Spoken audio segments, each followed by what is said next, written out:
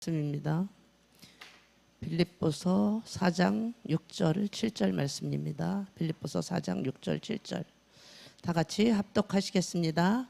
아무것도 염려하지 말고 오직 모든 일에 기도와 간구로 너희 구할 것을 감사함으로 하나님께 아뢰라. 그리하면 모든 지각에 뛰어난 하나님의 평강이 그리스도 예수 안에서 너희 마음과 생각을 지키시리라. 아멘. 오늘 염려 대신 감사로 사는 삶이라는 제목으로 말씀을 드리겠습니다. 우리는 염려가 너무 많습니다.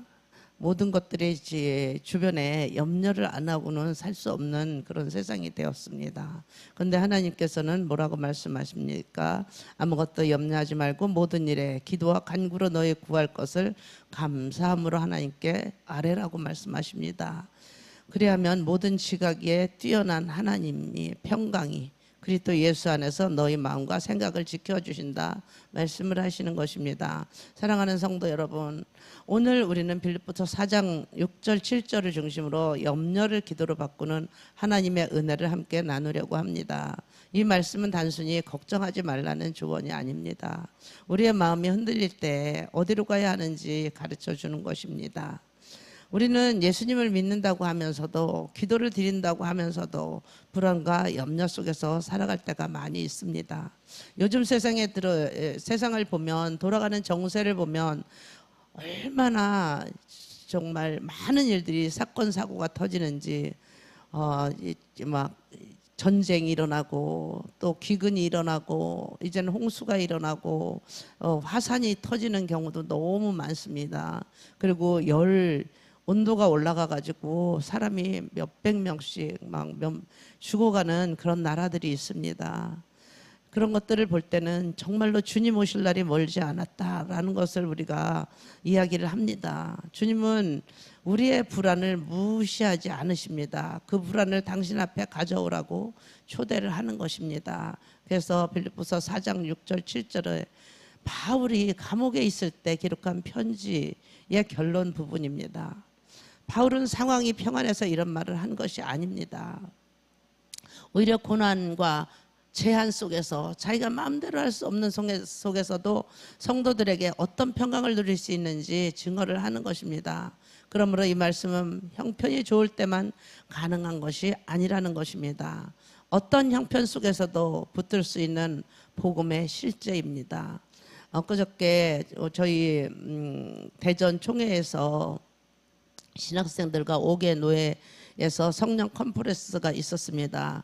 오전 9시 30분부터 시작해서 오후 밤 9시 반까지 했는데 엄청난 은혜의 시간이었습니다. 시간 전해지는 교수님들의 말씀이 달랐지만 그때 마지막에는 계시록 말씀 2장 17절을 본문으로 말씀의 실제라는 제목으로 말씀을 전해주셨습니다.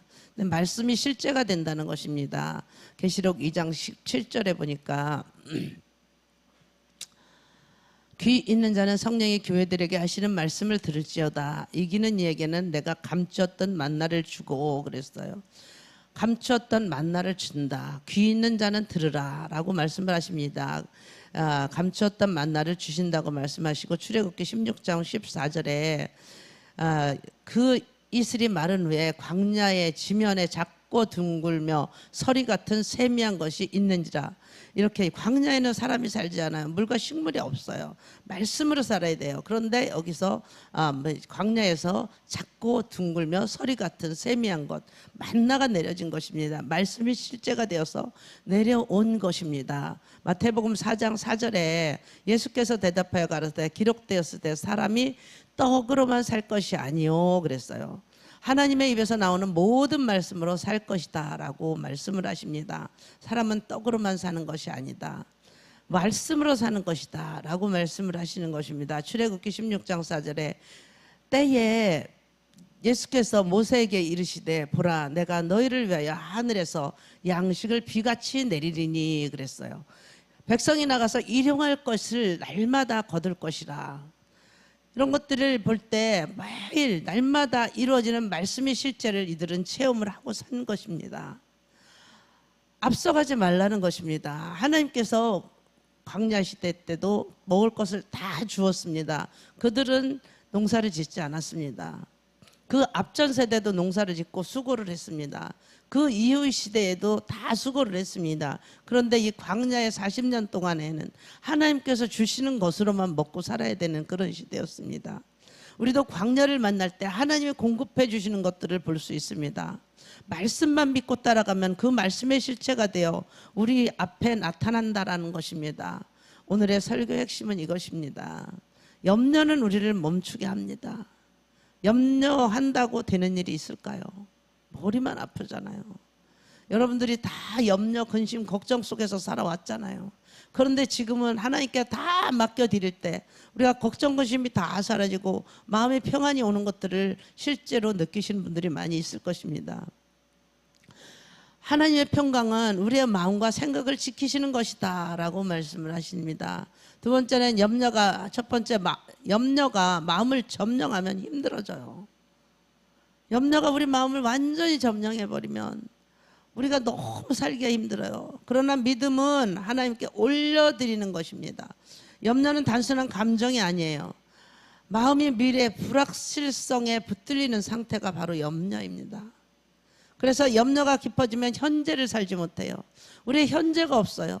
계속 미래에 대한 염려, 과거에 대한 그 상처, 이런 것들을 끄집어다가 내가 매일 나는 이래서 그러면서 내 염려 속에서 살아가는 거예요.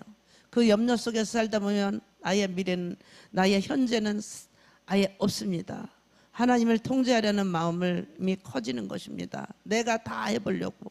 우리가 염려가 많은 이유는 결국 내가 책임져야 한다는 부담감 때문에 그렇습니다. 그러나 복음은 말합니다. 우리의 삶은 우리 손에 있지 않고 하나님에 속해 있다라는 것입니다. 성경은 반복해서 두려움과 염려를 하나님께 맡기라고 권면을 합니다. 예수님은 제자들에게 먹고 입는 문제로, 내일의 문제로 마음이 무너지지 말라고 가르치고 계십니다. 이는 현실을 외면하라는 뜻이 아닙니다. 현실보다 크신 하나님을 바라보라는 뜻입니다. 마태복음 6장 25절에서 부터 34절까지 보면, 그러므로 내가 너에게 이르노니 목숨을 위하여 무엇을 먹을까, 무엇을 마실까, 몸을 위하여 무엇을 입을까 염려하지 말라. 염려하지 말라고 말씀하십니다. 26절에 보면 공중에 새를 보라, 심지도 않고 거두지도 않고 창고에 모아들이지도 아니하여되 너희 천부께서 기르시나니 너희는 이들보다 귀하지 아니하냐라고 말씀을 하시고, 너희 중에 누가 염려함으로 그 길을 한 자나 더할 수 있느냐. 또 너희가 어찌 의복을 위하여 염려하느냐. 들에 핀 백합화가 어떻게 자라는지 생각하여 보라. 수고도 아니하고 길쌈도 아니하니라 하고 말씀을 하십니다. 제가 권사님과 그저께 그 얘기를 나눴습니다. 우리는 어렸을 때 정말 먹을 것이 없을 때 길에 다니다 보면, 산에 다니다 보면 먹을 것이 지천에 널려 있었습니다. 봄에는 오디 따먹고 산딸기 따먹고 진달래 따먹고 삘기 뽑아 먹고, 이렇게 다니면서 하나님이 길러주신 그런 것들을 가지고 따먹고, 가을 되면 머루다래 따먹고 이렇게 살았습니다. 하나님께서는 이런 것들을 풍성하게 주신다는 것입니다. 날아다니는 삼새, 까마귀도 다 하나님께서 먹이시는 것을 우리가 볼 수 있는 것입니다. 그들이 농사를 짓습니까? 그들이 자기가 먹을 것을 하나님께서 다 공급해 주시는 힘으로 먹고 산다라는 것이죠. 마태복음 6장 32절 33절에 보면, 이는 다 이방인들이 구원한 것이라 너희 천부께서 이 모든 것이 너희에게 있어야 할 줄을 아시느니라. 너희는 먼저 그의 나라와 그의 일을 구하라. 그리하면 이 모든 것을 너희에게 더하여 주시겠다라고 말씀하십니다. 그러므로 내일 일은 위하여 염려하지 말라. 내일 일은 내일 염려할 것이요 한낱 괴로움은 그날의 족하다라고 말씀하십니다. 우리는 현재를 살아가야 되는 것입니다. 내일 일을 염려하지 말라고 하나님 말씀. 내일 일은 내일 염려하라는 것입니다. 그럼 우리는 염려할 것이 없다는 건, 내일은 없어요. 우리는 현재를 살아가는 사람들이기 때문에 그날의 괴로움은 그날의 족하다라고 말씀을 하시는 것입니다. 마태복음 6장에서는 예수님께서 공중의 새와 들의 백합화를 말씀하시면서 하늘의 아버지께서 우리의 필요한 것을 아신다라고 가르쳐 주십니다. 그래서 개척해서 이렇게 하신 목사님들을 보면 하나님께서 그때그때 때를 따라서 공급해 주신다고 말씀하십니다. 필요한 것을 다 그때 필요한 만큼 주신다라고 말씀하셔서 필요한 만큼만 받으면 안 되고 이제 우리가 정말 필요한 것을 뛰어넘어서 넘치도록 풍성하게 받아야 된다라고 이야기를 나눈 적이 있습니다. 그러면 그래서 흘려보내야 되는 그런 축복을 우리는 받아야 되는 것입니다. 베드로전서 5장은 우리의 염려를 하나님께 맡기라고 권면하고 계십니다. 염려를 붙잡고 있으면 마음이 점점 좁아지게 돼 있어요. 그러나 염려를 하나님께 드리면 마음이 다시 믿음의 공간을 회복하게 됩니다. 우리가 믿음의 공간이 있어야 되는데 염려가 가득 차 있으면 공간이 없어요. 그래서 믿음의 공간을 우리가 확보를 해야 되는 것입니다. 베드로전서 5장 7절에 너희 염려를 다 주께 맡겨 버려라. 이는 저가 너희를 권고하십니다 라고 말씀을 하십니다. 두 번째는 기도는 염려를 삭제하는 기술이 아니라 염려를 바꾸는 믿음의 응답이라는 것입니다. 빌립보서 4장 6절에 이 말씀은 매우 구체적입니다. 아무것도 염려하지 말고 라고 말씀하십니다. 아무것도 염려하지 말고 모든 일에 기도와 간구로 감사함으로 하나님께 아뢰라고 말씀을 하시는 것입니다. 여기서 중요한 것은 기도의 범위입니다. 모든 일입니다. 모든 일, 큰 일만 맡기는 것이 아닙니다. 작은 걱정거리, 말 못한 일, 불안한 일, 인간관계 일, 상처, 경제적인 부담, 모든 것을 말씀하고 계십니다. 미래에 대한 두려움, 하나님 앞에 다 올려드리십시오. 우리의 미래는 하나님의 것입니다. 하나님께서 책임져 주시는 것이 내가 염려한다고 되는 것이 미래 우리가 어떻게 될지 내일 주님이 오실지 아무도 없는 것입니다. 기도는 하나님을 설득하는 것이 아닙니다. 기도는 하나님께 우리의 시선을 다시 정렬하는 것입니다. 간구는 솔직히 우리의 필요를 내어놓는 것이고 감사는 이미 주신 은혜를 기억하는 것입니다. 우리는 하나님의 은혜를 기억해야 되는 것입니다. 감사할 때 함께 하나님께 그 기도하는 그 단호한 그 호소가 아닙니다. 우리가 그 감사를 드리면서 그냥 호소를 하는 게 아니에요. 신뢰의 고백을 하는 것입니다. 하나님을 신뢰해 드리는 것입니다. 하나님께서 가장 기뻐하시는 게 하나님을 신뢰해 드리는 거예요. 우리는 주님을 믿습니다. 온전히 믿습니다. 그래서 믿음의 은사가 있는 것입니다. 우리는 온전한 믿음을 가지고 주님께 나가야 되는 것입니다. 시편 62편 8절에 보면 백성들아 시시로 저를 의지하다. 시시로 의지하라는 것입니다. 그 앞에 마음을 토하라. 하나님은 우리의 피난처시로다. 백성들이 언제나 하나님 앞에 마음을 토하라고 권면을 하는 것입니다. 우리는 주님 앞에 마음을 다 토설해야 돼요. 다 토해내야 돼요. 우리가 힘든 거, 우리가 아픈 거, 우리가 괴로운 거 주님 앞에 다 토해내십시오. 하나님께서 다 들으십니다. 그리고 주님께서 받고 가시는 것입니다. 성도는 감정을 숨기는 것이 아닙니다. 감정을 하나님 앞에 가져가는 사람입니다. 가져가야 돼요. 주님 앞에.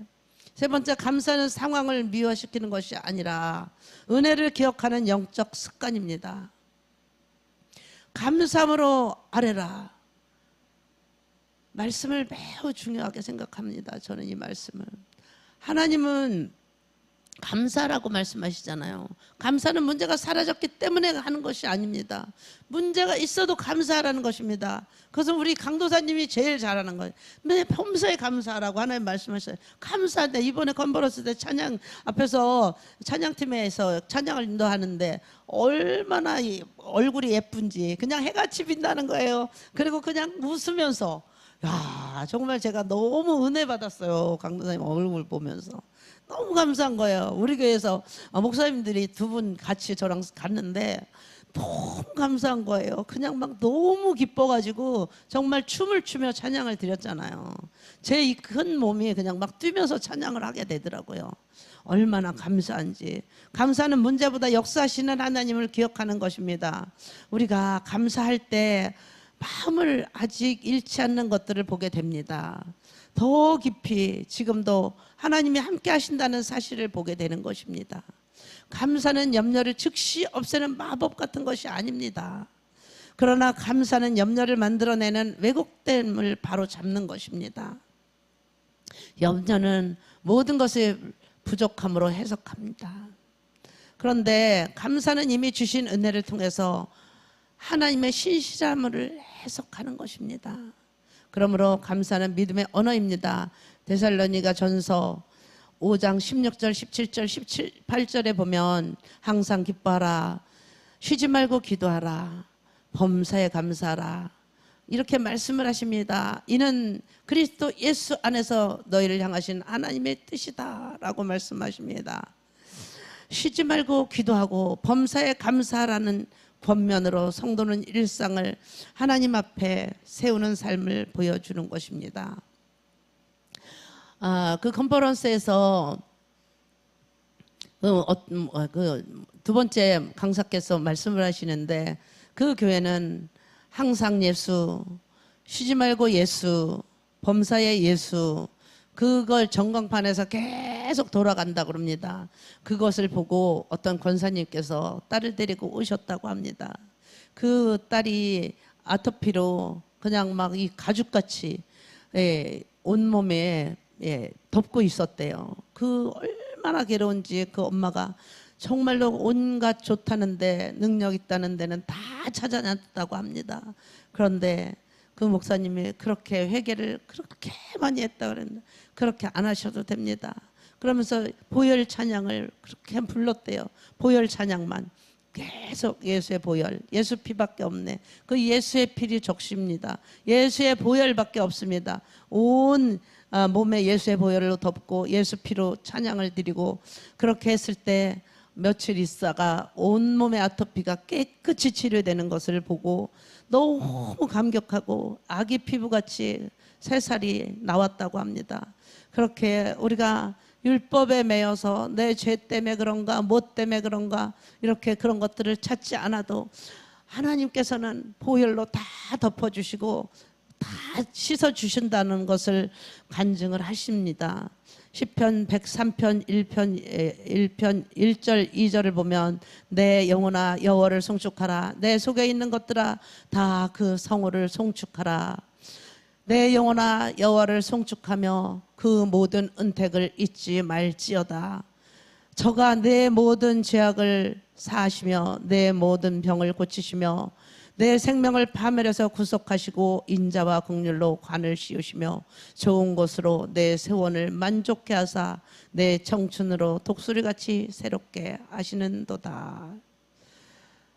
내 모든 죄악에서 사하시며 내 모든 병을 고쳐주신다라고 말씀을 하시고 생명을 파멸해서 구속하시고 인자와 긍휼로 간을 씌워주신다고 말씀을 하십니다. 좋은 것으로 내 소원을 만족해 해주신다고 말씀을 하시고 또 내 청춘으로 독수리같이 새롭게 하나님께서 힘을 주시겠다 말씀을 하십니다. 시편 103편은 하나님의 은혜와 긍휼을 기억하며 자기 영혼에게 하나님을 찬양하라고 권면을 하고 있습니다. 감사는 하나님께 마음을 다시 붙드는 끈입니다. 네 번째, 하나님이 주는 평강은 세상이 주는 평안과 다릅니다. 빌립보서 4장 7절에 그리하면 모든 지각에 뛰어난 하나님의 평강이 그리스도 예수 안에서 너희 마음과 생각을 지키신다라고 말씀을 하십니다. 놀라운 약속을 주시는 것입니다. 모든 지각에 뛰어난 하나님의 평강이 그리스도 예수 안에서 너희 마음과 생각을 지켜주시는 것이다. 얼마나 놀랍습니까? 세상은 문제가 없어야 평안하다고 말을 합니다. 성경은 문제 한가운데서도 하나님이 주시는 평강이 있다고 말씀을 하고 있습니다. 이 평강은 단순한 감정적인 안정이 아닙니다. 하나님의 임재에서 오는 영적인 보호입니다. 마음과 생각을 지키신다는 것은 감정만이 아니라 판단, 상상, 기억, 두려움까지 하나님의 돌보심 아래 둔다라는 뜻입니다. 우리가 흔들릴 때 하나님은 우리 안에서 성벽처럼 서서 성벽처럼 서서 우리를 붙들어 주시는 것입니다.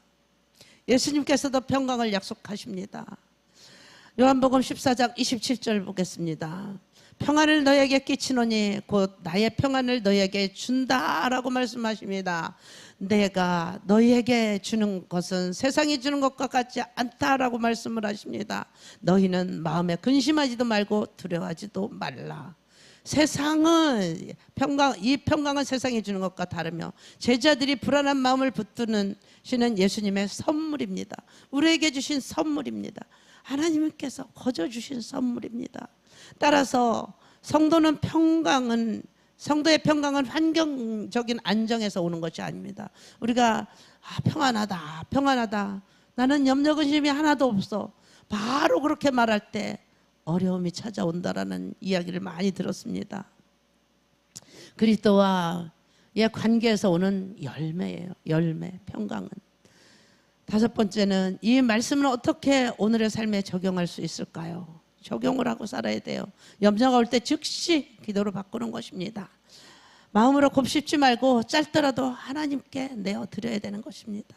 한숨이 올라와도 그 순간 기도를 시작할 수 있게 되는 것입니다. 구체적으로 하라는 거예요. 구체적으로. 막연한 불안보다 구체적인 기도가 신뢰의 훈련입니다. 여러분, 모든 문제를 다 주님께 내어드리는 것입니다. 감사의 목록을 한번 찾아보십시오.